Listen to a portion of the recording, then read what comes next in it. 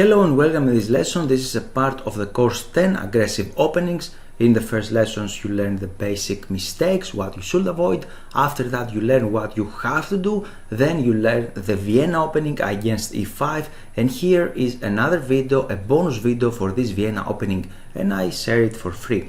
So we have the moves e4, e5, knight to c3. We are trying the Vienna opening here, we are waiting, we examine a lot of interesting moves there, alternatives, but here let's focus this Vienna Gambit, knight to f6. And after this we can play the move f4. Here we have some options. First of all, he can take this pawn, but this is not a good reply for black. Why? Because we can play this move e5, and now you can see this knight don't have a lot of squares. We are controlling this squares with the knight, and queen controls the other one, so the knight has to go back actually on g8.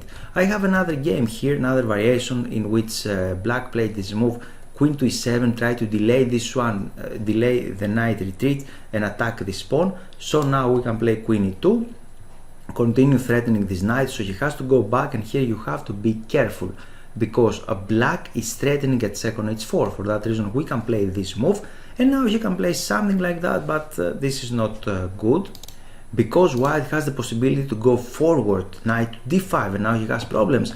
After queen e6 you can give a family fork here on c7. During the game he played this one, we can take here, this is a check, bishop on e6, another check. It's a very nice variation. For that reason I'm showing to you this one. And after that I found actually 4 games in the database. White has a winning advantage here. 3 of the games won by white, right? But another one was lost. Black won another game. It was surprising, but it happened. No one played this move knight e5. This is the best move. This is a check, and actually he cannot really capture that one because you can win here. You can win the enemy queen. How to do that? We can take on e6. He has 2 options round to take. He can take with a pawn, and after that we have this family fork from the other side of the board on f7, attacking king, rook and queen, or he can take with king actually, and we have this discovered check attacking the king and his queen in the same time, so we are winning. If black managed to calculate a little better, he can go there, so we can take, he can take, we can give a check, knight here, and now we have a fantastic continuation. You are welcome to pause the video and try to think, try to figure out what white can play here in this position. We have something amazing, and this amazing move is queen takes here. This is a check. He can take, but now we can give this check. He has only 1 square actually because the knight is controlling something, the pawn is controlling something else, so he has to go in the corner, and now we have this beautiful looking idea, the Blackburn Checkmate actually, because we have a checkmate with light pieces.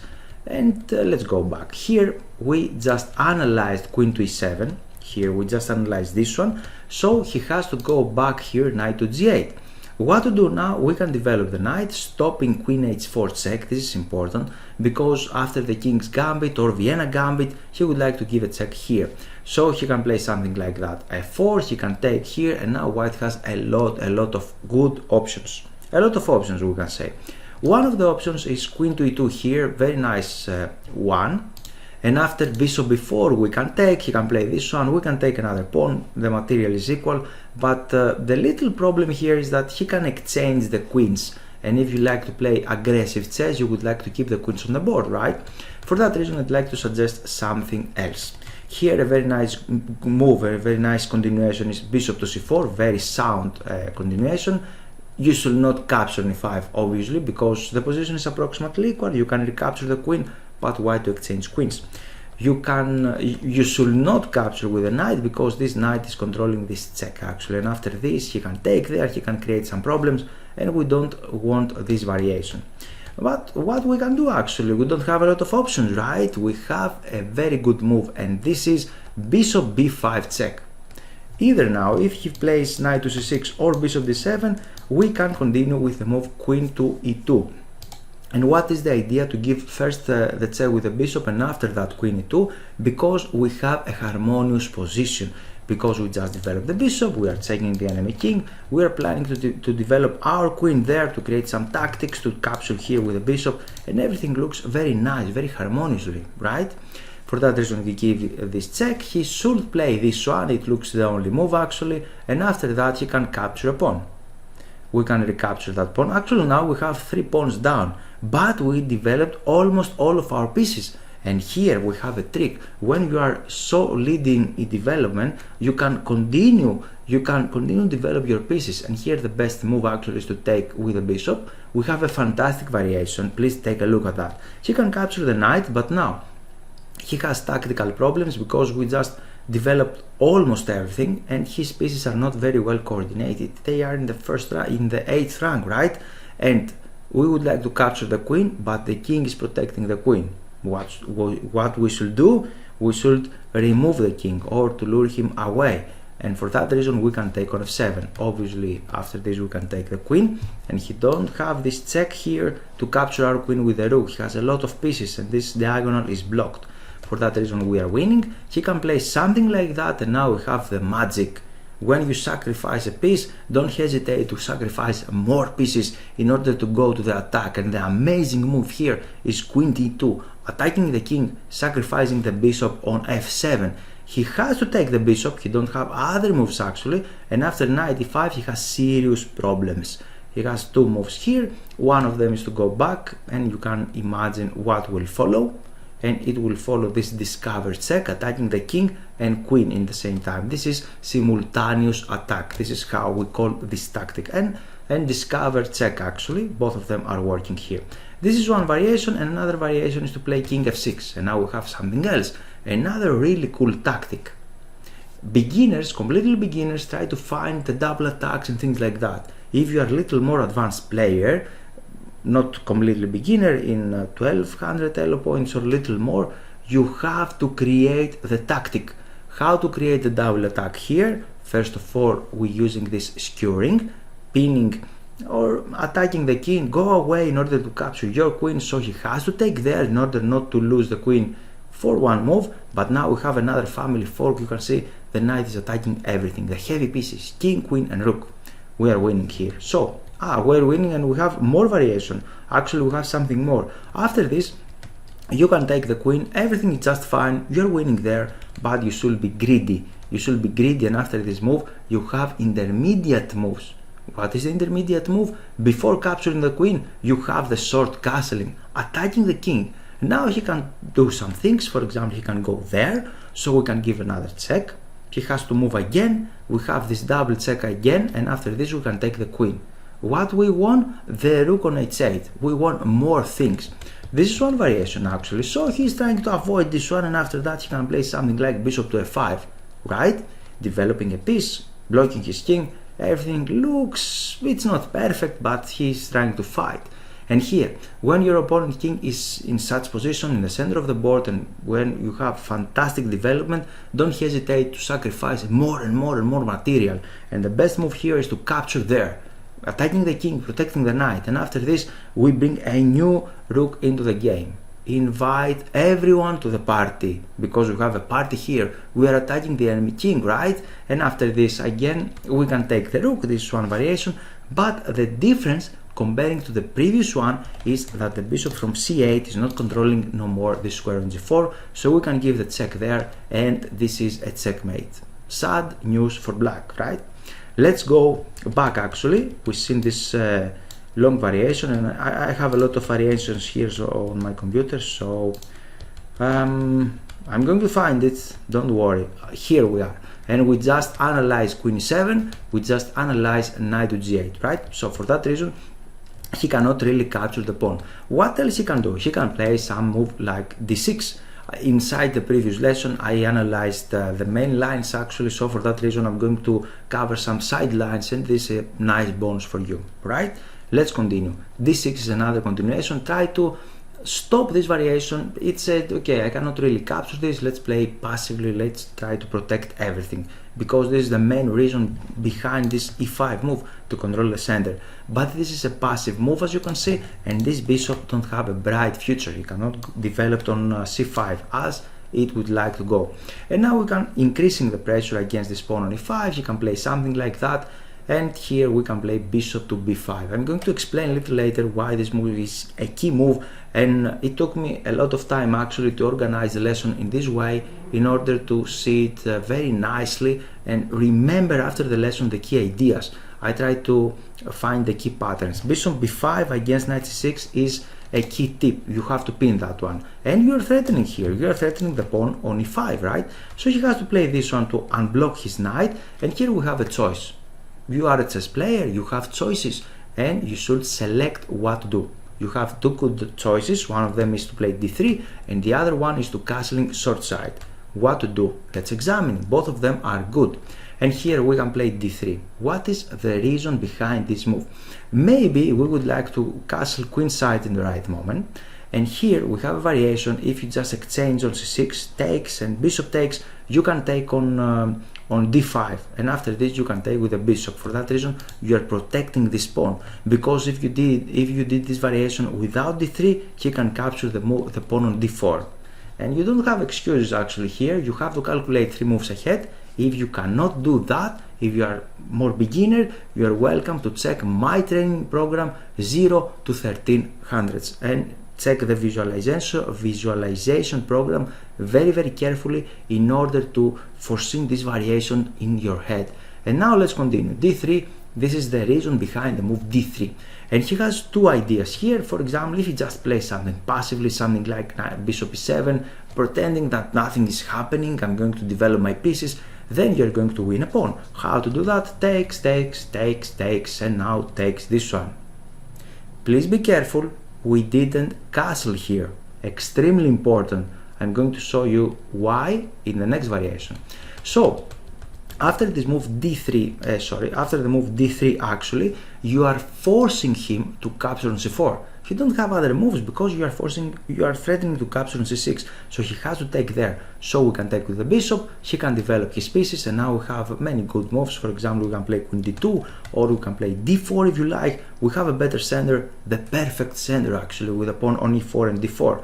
I cannot often see this one with the move e4, right? And white has a clear advantage here. For that reason, let's go back. We just examine this move. We have a lot of variations, so I'd like you to be focused, so you can make a little break and come back again if you like. I hope this is not very heavy lesson for you. Let's continue with passion. And here, after the move d3, we have another one, short castling. It's okay. And here he has some moves. Obviously, if you just play the move a6, what we should do here? Nimzowitsch, a great player, said chess is very easy. Why? Because you have to do only one thing. You can exchange one bishop for enemy knight, for example this one, as he did, and after that you should put your pawns in the other color of the bishop. You can see the pawns and bishop are working just fine. So chess is very easy. Try to pin this knight, capture the knight on c6, and everything will be fine. You don't have any troubles here. White have small but stable advantage in this variation. So after a6, this one continuation, he can just develop his pieces, and here you should be careful. You should play d3, and after that he can castle. This is another critical position because you have a lot of choices, and if you have a lot of choices, you should be focused and calculate there, because this is a critical line. You have a lot of things to do, and you have a lot of things to do. One of these things is to play knight to e2. It is okay to play a move like that because you are overprotecting this. Maybe you can jump on g3, maybe you can take there, maybe you can push there on f5. You have a lot of ideas. It's a nice move. If you saw my previous course about the Grand Prix attack, you can recognize that this is like a Grand Prix attack, right? The bishop outside, capturing here, everything is like that. And what is the main plan on Grand Prix attack? To play queen e7, queen e1, and after that jump forwards to the king side, try to do something on the king side. This is another very nice plan. And here we have another move, actually, a very nice move, but you have to be a strong player in order to notice that move. And here I'm going to analyze the variation blindly. You have to see it blindly. After bishop takes c6, bishop takes e6, pawn takes e5, pawn takes e5, knight takes e5 is losing. Why? You should give the answer here. White is losing there. For that reason, if you just calculate this move, then you can see this fantastic prophylactic move, king h1. King h1 is a very nice move, and this move has a threat. You have to play this variation to capture on c6 and after that on e5. So let's go back. here we just analyze the other move actually. We analyze first of all this one, accepting the gambit. We analyze this one, declining the gambit, and actually we have the best move here, the main line, to play d5. This is the main move.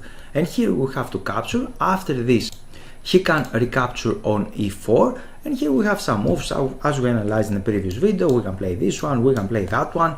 But the move, as I suggested, the modern move, the most popular move actually, the third most popular move, but very nice move, is queen to f3. This is what you can play actually. And let's see some sub-variations there.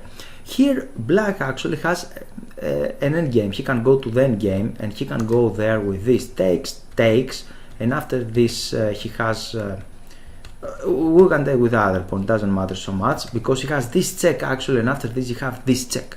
So we have to exchange the queens. We analyzed this in the previous video, and now I'd like to show you a tricky line here. I don't suggest to play tricks and opening traps in real games with classical time control, but you can try this one in blitz games, or if you like to surprise your opponent. And here you can choose this move d3, attacking the knight. The most obvious way here for black is to play something like queen h4, right? Because he's attacking the king. What are you going to do here? He's attacking the king, and it looks like that white is losing. But we lure him there. We want him to go in this line because he is losing. How? We can play this move. He can take there. He is happy because he's threatening the rook. Discover checks. You cannot take the knight because the rook is hanging. But we can play this one. Okay, he can maintain the pin, and now we have a fantastic move, and this is knight takes d5, a counter blow. He can take our rook, but we can take on c7, taking a pawn, attacking king and rook, and we can take his own rook. And it's a little more difficult, or we cannot really see any way for this knight to go away, because we can take it after that with the pawn. For that reason here, maybe black can play this move knight to a6, and it says, okay, what you're going to do? I'm continuing attacking your rook, right? And I protected your threat. But here is the trap, because we can play knight to f4, attacking his queen. This queen don't have a lot of squares on its file. It has only this square, and now we have the discovered threat. This one, knight e2. The bishop is attacking the queen, and we're attacking the knight. So we're going to take this one, and we are winning here. We have a nice trap. So this d3 move is a nice trap. You can do that. But the best move is to capture, and here he cannot really play this one because we have g3. This is the main idea. He don't have this check on e4. This is the main idea, and he should go back. But he can play this. Here you have to be extremely careful, because you should not just follow blindly what I'm saying or the opening theory. You have to calculate. And here if you just play this one, it's a terrible blunder, because you can give a check there, and after that he has the double check attacking your rook and king, so you are losing. You should not play d4. For that reason we have to develop our pieces, and after d4, the fantastic move, he has to play this one, because the knight controls this square now, and now we are threatening to play d4, so he has to play d4 by himself. The position is playable, but we cannot claim an advantage here with white. For that reason, I told you that this move d3, it's tricky, and you're going to avoid the end game. So here is the main move, what you should play, and he has 3 moves here. After knight c6, what are you going to do? You learned it already. Nimzowitsch said to us, we have to pin this knight, capture this knight, and destroy this knight in order to play our pieces freely. He can take, and after this, for example, we can play this one, and he can go into the end game again. But the things are a little different now, because we can take again there, he can take with the pawn, and let's analyze this position. We give up the bishop pair obviously, but we have a very stable squares for our pieces. This is one advantage that we have. Another advantage is that he has a lot of pawn weaknesses. These pawns are weak, are doubled, and this pawn is alone. So we can play bishop to e3, tight down this pawn there, so the rook cannot easily go away, or if he goes there we can castle in long side, because we are going to castle long side in any case. And after this, knight there, and after that knight to d4. You can see white pieces are fantastically placed there, and after that, because we are threatening on c6, we can play long castling. Let's analyze this position.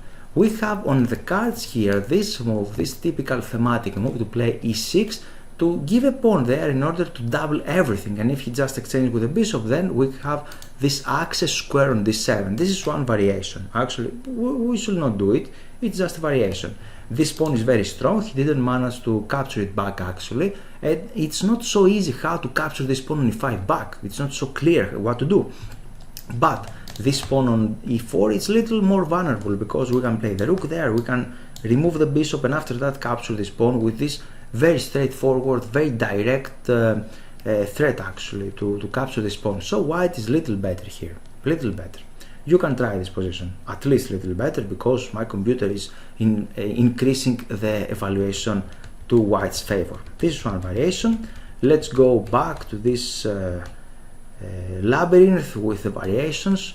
So we just analyze this, pin it and capturing. Let's finish with this one, and now he can capture there actually. We can capture with both ways. We analyze many ideas inside the course. You can take like that, and after that you can play this move. This is a very important move because you would like to keep some pressure here on g7. It's not so easy for him to develop the bishop. Queen is protecting the pawn. You can create some space there for the knight maybe, and the main reason is that you are keeping this pressure on g7.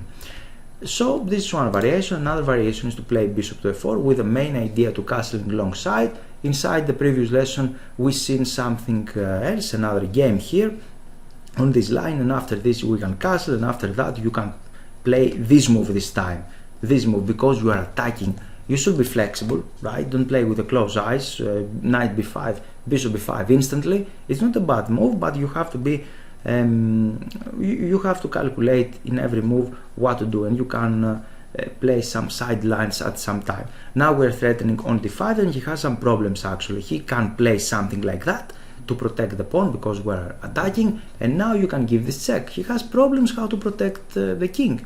He can play this back, but now we can play this move c4. It's a transposition actually. We can play, we just won a tempo actually. We won a tempo because in this position we played this attacking. He went back, check here, and now we just developed the bishop and we are playing again. For that reason we played bishop to c4, and here we can play this one. He has to play maybe something like that. You are winning material here. He can play there, and he has real problems. He cannot really attacking your king side, queen side, and after this we have some tricks like e6 attacking the rook, right? So white is clearly better there in this variation, and let's go back.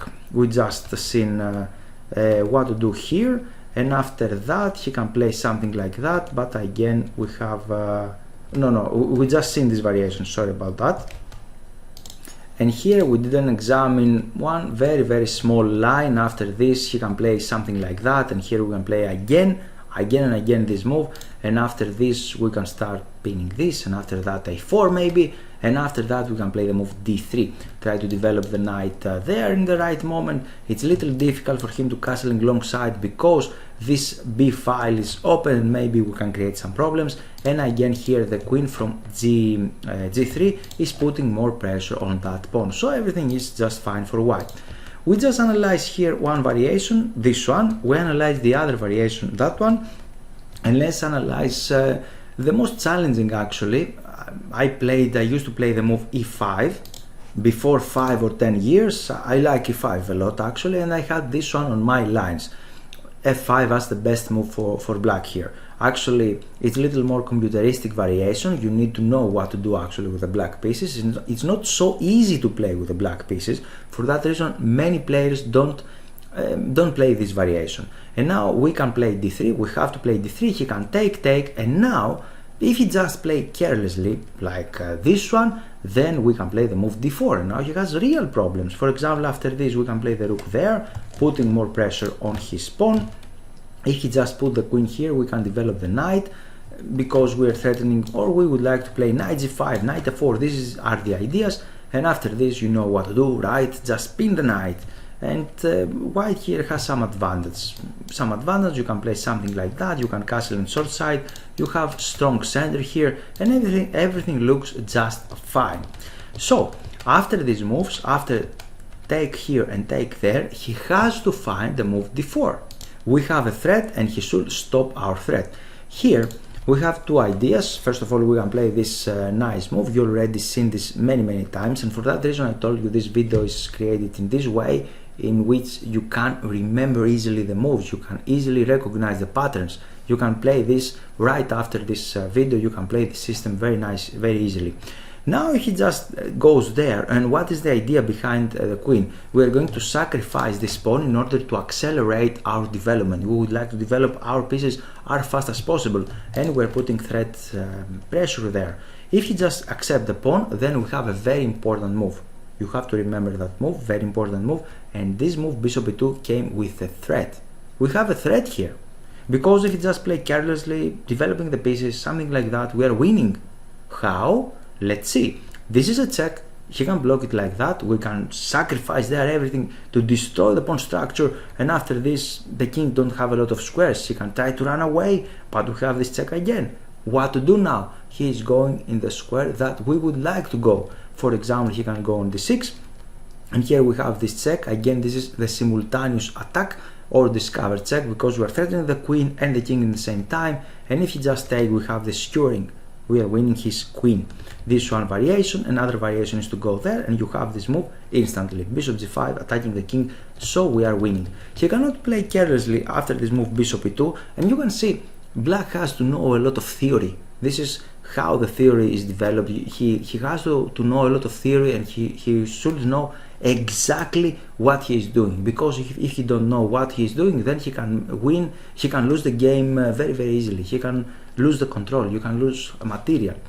And here he has to play this move g6, and we can play bishop to f3, putting more pressure against this pawn on b7. We can play this one, we can develop the knight there, putting more pressure against the pawn. As you can see, we're going to capture this in the appropriate moment, not so easily, and we are controlling some squares on the dark squares here around the king, and maybe we can start pushing our pawn forward. These are some ideas. So this variation is nice for us. If he just accepts the pawn, for that reason he can try to delay this one, play knight c6. Again, he has to know this move. And here you have this move again, because we are threatening. If he just play a random move, we can give this bishop h5 check. He has to play this in order to stop the check, and now you have two options. You have first of all this computeristic option to play like c4. I don't really like this one. I'm not recommend this one 100%, because he can give this check. You have to play there. He can castle long side, knight h3. It looks nice. You have again some squares there. You can start pushing your pawn forward. But the main reason that I don't choose this variation is because the king is here in the center of the board, and we don't have harmonious position right now. It's completely playable. The computer suggests this one as equal, close to equality, and he cannot do anything against our king because we have pieces around him, and he cannot really break this pawn structure actually here. He don't have any good ways to go forward. Okay, for that reason the game is playable. But if you like to play more harmonious chess here, I don't suggest this computeristic move, but I suggest this one.